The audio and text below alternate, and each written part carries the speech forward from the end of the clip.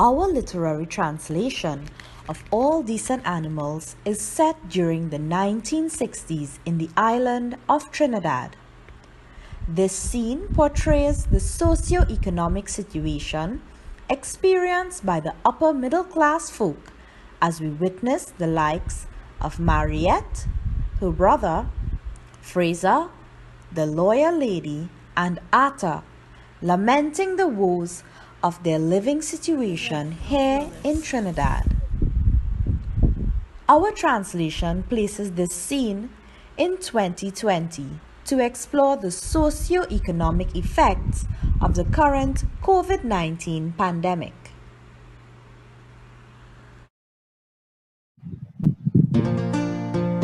Look what it come to, eh? Islands in the sun. So, how is my dear brother coming along with his big-time surveillance company in the Caribbean? I'm sure they respect you around those parts, sharp man like yourself. After these small islands, USA next? Wait, you even making any money? Well, boy, soon small island people can't afford to live in their own home. It's either you're working in servitude for imported billionaire, building luxury villa for them. Can't pay your own bill, so you pay shit. Or you sell your piece of inheritance for US dollar, get the hell out of here. It's colonialism all over again, you understand? But this time, the owner not responsible for the slave. The slave responsible for themselves. Long ago, the owner had to feed, clothe, give house and land, make sure they don't get sick, or else it's his loss and fire in his skin. Now the government sent the blasted politician only selling out every piece of crown land, and it's every man for themselves. I live in the hospital. I want a house. Well, it was just a simple question. Distance yourself is COVID. But wait now, and all start. So while all this craziness going on, inflation, people just putting up price because they feel they must get a piece of the dollar. Man who don't want to serve can't get working. In fact, it's less jobs. And he anyway, because they prefer to hire a woman. Less pay, less trouble. But woman don't do nothing. Man must do physical labor like construction and farming and things. But man can't get a startup loan because man can't lend in the secure business and tourist development anyway. So it's more violence. I fed up at this place. Life matter to everybody, boy. The protesting in America and the killing we here in Trinidad. The protest, everybody vexed. What happened in America, you understand? Why we can't protest? They kill 3 innocent men. 3 innocent men, or they kill for nothing. Because what? Or they driving in a car? They said they don't want more than 4 people in a car. It's 3 in a car. They still stop the car and kill people. Why is that? Man can't feed the family. So he beat them, take a drink, and stab up our next man. And woman texting more than ever for money. And wherever they need, because it's easier. But it's service still. You check what I mean? Hey, meanwhile it's damage. Damage all around the island. Down to the damn eco-habitat. Less food, production, more importation. Food more cheaper in the US than in these islands, you know. So people must migrate to survive. They even joining army and navy to migrate again. Oh, finally. This market so real plenty sometimes. Well, more Caribbean people will be coming into Trinidad, especially with the CSME. CS who? CARICOM simple-minded economics. All I hear what this man saying. No honey. Even though Trinidad have oil and thing looking good here, $50 and shit. When they convert the minimum wage and hours lower, and they ain't even getting that. When they convert it, they can't send home shit. Not making any sense?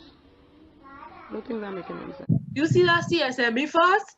Trinidad making up their own rules because we don't really want nobody here. Especially small island people. If it's foreign company like BP and Shell and thing, well, that different matter. Singapore, the Caribbean, my ass.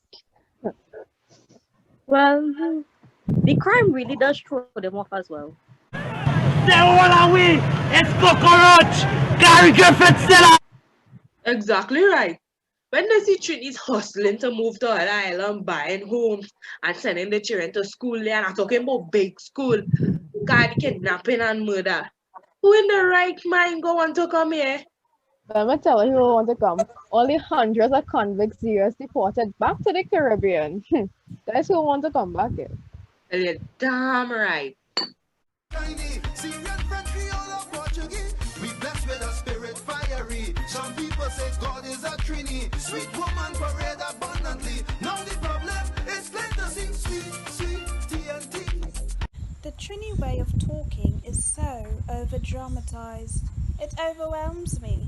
Somehow the chaotic Spanish clamoring, the Indian clannishness and cutlass temper, the African skiving danceability, and English peasant French farmer crudeness all blend together into a confused, brash way of life and language.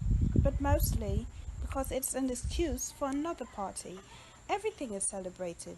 Brown Lara, cricket and steel pan. So much talent here.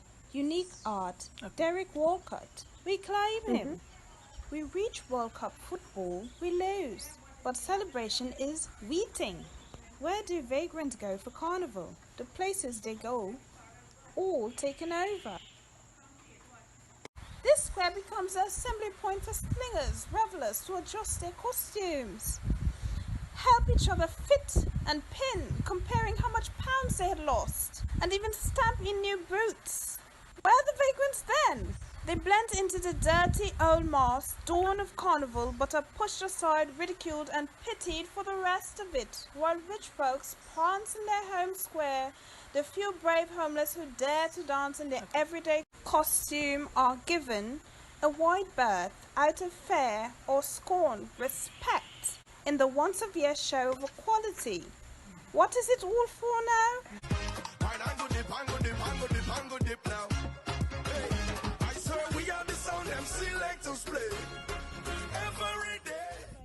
And why do people put themselves through slavery to make masks? Or slave?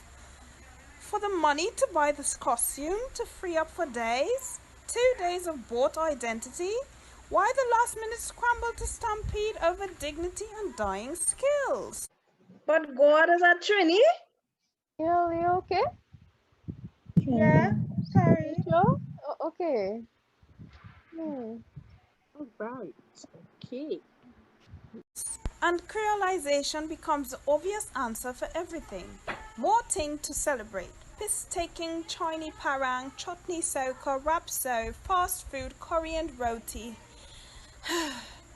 Don't glorize the nation, said one of the politicians, they say. The red-skinned Trinis, though. The ones like hot stinging Jack Spaniard wasps, named after the bold murderous pirate in search of El Dorado. The ones who think they're local white, like Marriott's brother. They were the loudest and most boastful members of society.